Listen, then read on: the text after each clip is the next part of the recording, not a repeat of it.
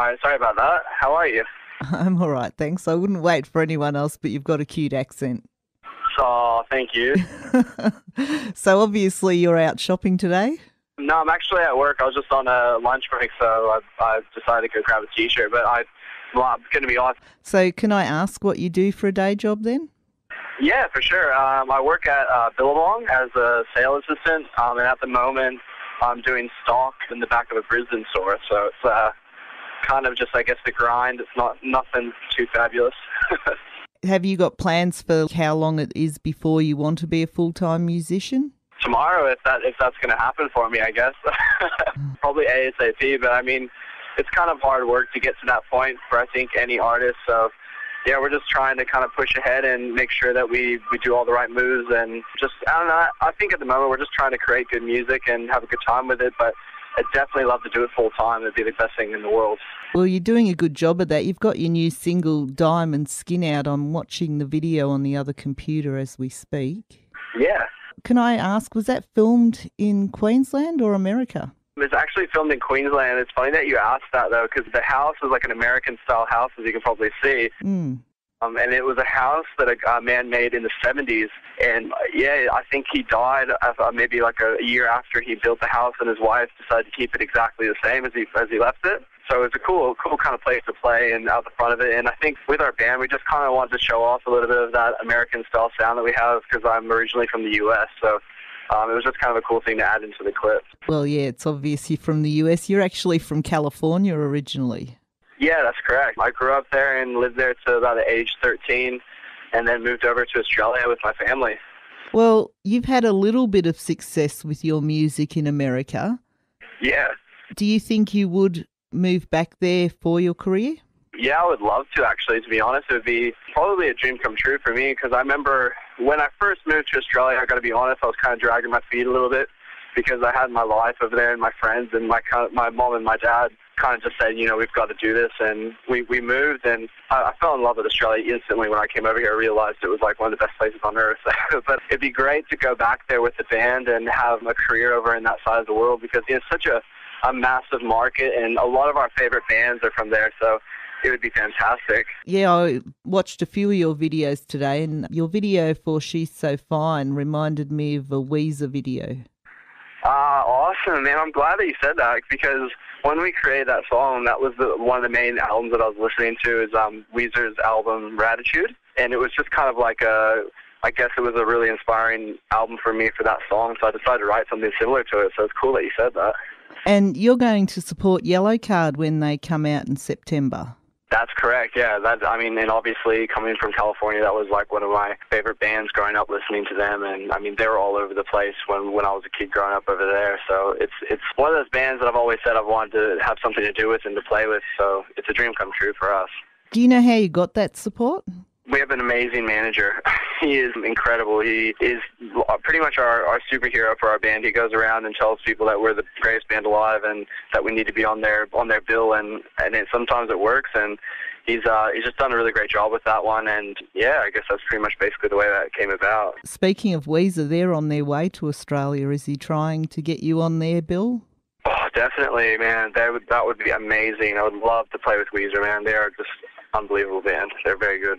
Yeah, I was thinking your videos and that, right from your first one, seem to have a very professional touch in your sound. It's not like demo quality or anything like that. Do you have a record label? No, we don't. We're currently unsigned, and everything is funded ourselves. But I mean, the way that we look at recording, in the end of the day, that's the product, that you're pushing as a band. If you're touring, that's the thing you're going to be touring about. And, we just really want to be able to kind of, I don't know, it's not about competition, but we at least want to be at the standard of, other bands that we love and that, that we're trying to play with. So when you're not signed to a major label and you don't have the huge funding behind you, it can be really tough, which is why, obviously I'm at work right now, trying to, save money for our next EP.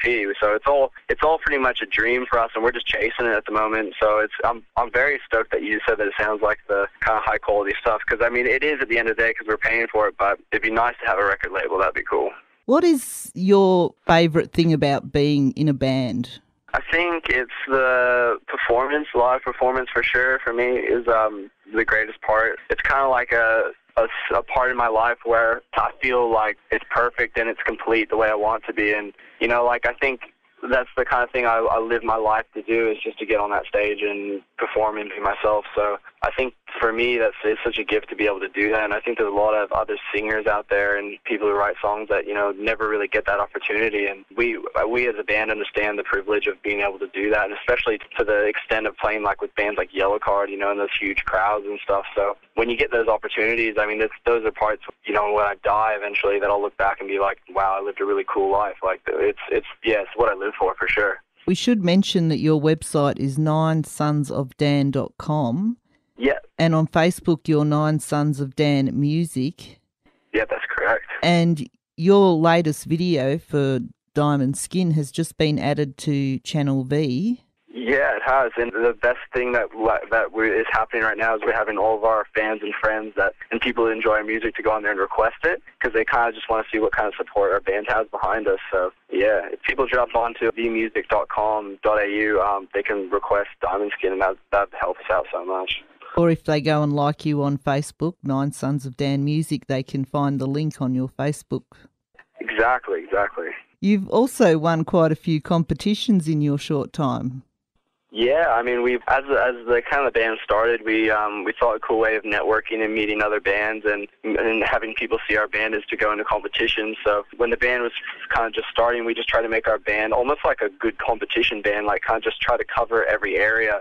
And I think it really it made us really well-rounded as a whole, because we knew that, you know, like to win those kind of competitions, you have to have good songs, good drumming, good guitar playing, good singing. And I guess we covered all that stuff. And I think we went on a rampage for a while there. We were just winning competitions. It was kind of funny. And it's cool because we're still unsigned, so we could, honestly, legally, we can still go in competitions, which is cool, and just win money. But we've decided to take a break from doing that for a while. But it's a great way of networking, like I said, with bands, and it was kind of where we got our start for sure. Well, I'm sure that after September you will say Yellowcard, but in the meantime you've done supports for Screaming Jets, Kiss Chasey, Blue Juice, British India. Yeah. And you've shared the stage with a few people like Children Collide and the Hilltop Hoods and Butterfly Effect. Who's been your favourite support? I think one of the ones that actually you didn't mention, it just happened recently, that's probably why, is we played with a band called The Darkness, and they're kind of like a glammy rock band. They're I think they're British. Yeah, I was just going to say that's the British band, isn't it? He's got a very high voice.